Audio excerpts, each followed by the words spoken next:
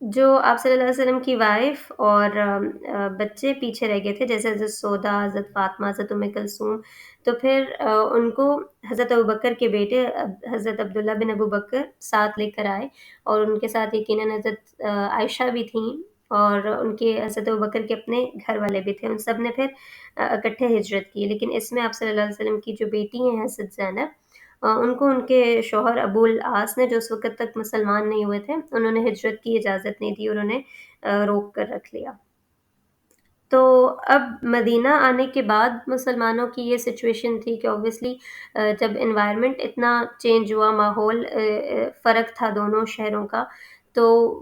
وہ بہت زیادہ بیمار بھی پڑے، ان میں سے کچھ لوگ، جیسے حضرت ابوبکر کے بارے میں آتا ہے، حضرت بلال کے بارے میں آتا ہے کہ انہیں بہت تیز بخار آ گیا۔ حضرت بلال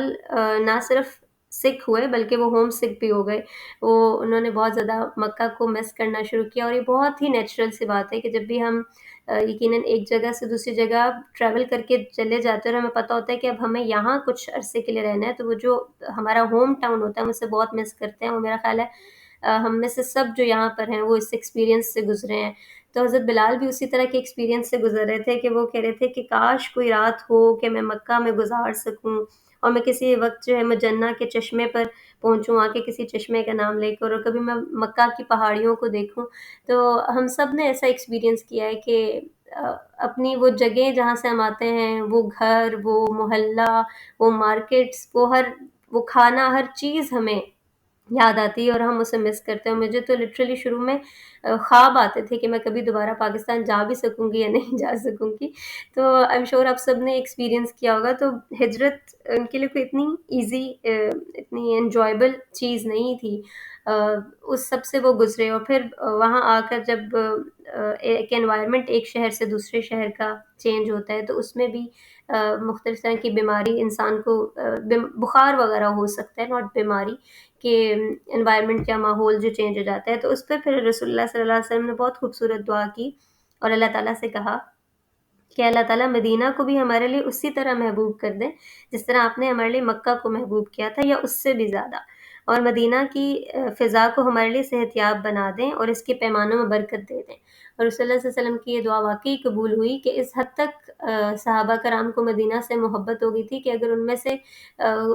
فتح مکہ کے بعد اگر کبھی کوئی مکہ جاتا اور وہاں پر بیمار ہو جاتے، تو ان کو ڈر لگتا تھا کہ کہیں ایسا نہ ہو کہ میں یہاں مکہ میں ہی انتقال کر جاؤں، میں واپس مدینہ جانا چاہتا ہوں۔ اور خود رسول اللہ صلی اللہ علیہ وسلم کی بھی یہ حالت تھی کہ وہ بعد میں فتح مکہ کے بعد مکہ میں نہیں رکے بلکہ مدینہ میں ہی واپس آئے۔ اور باقی بھی صحابہ کرام کے بارے میں آپ کو علم ہوگا کہ جیسے حضرت عمر، حضرت ابوبکر، حضرت بلال، وہ سب کے سب انہوں نے مدینہ میں قیام کیا، مکہ میں واپس نہیں گئے۔ تو رسول اللہ صلی اللہ علیہ وسلم کی یہ دعا جو ہے وہ قبول ہوئی۔ تو یہ جو پورا سفر تھا رسول اللہ صلی اللہ علیہ وسلم کا اور صحابہ کرام کا، it wasn't an easy journey اور این ایزی ڈیسیژن، لیکن اس کو کچھ لوگ جو اعتراضات اٹھاتے ہیں وہ اس طرح سے تعبیر کرتے ہیں کہ جیسے آپ صلی اللہ علیہ وسلم نعوذ باللہ وہاں سے ایک بس فرار کا رستہ دیکھ لیا تھا، اور آپ صلی اللہ علیہ وسلم حالات کا مقابلہ کرنے کے بجائے آپ نے فرار کو ترجیح دی، جبکہ ان کے اس کلیم میں بہت سارے غلط باتیں ہیں۔ ایک یہ کہ فرار، اگر آپ اس کو کہنا چاہ رہے ہیں تو فرار تو بہت ارلی آن ہو جانا چاہیے تھا، جبکہ آپ صلی اللہ علیہ وسلم تو 13 سال وہاں پر رکے اور ان لوگوں کو تبلیغ دی، سمجھایا، اور جب اس سچویشن میں انسان کو موو کرنا پڑتا ہے تو وہ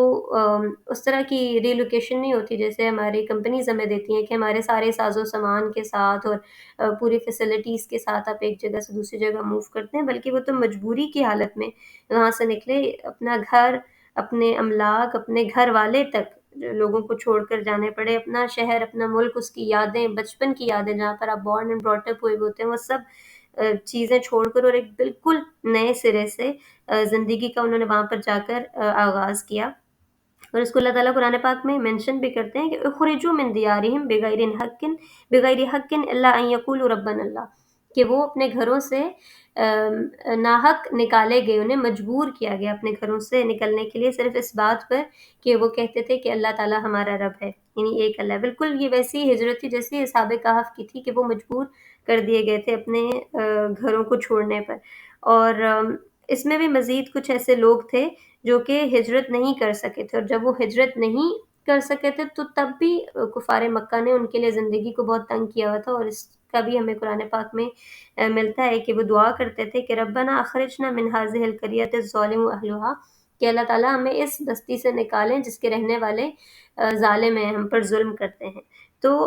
انصار کی اگر محبت، ان کی قربانی، ان کا ایثار، ان کا کھلے دل سے مسلمانوں کو ایکسیپٹ کرنا نہ ہوتا تو یہ ہجرت یا یہ ٹریول مزید کٹھن ہو جاتا ہے، کیونکہ بالکل ایک نئے سرے سے وہاں پر جا کر مسلمانوں نے اپنی لائف کا آغاز کیا۔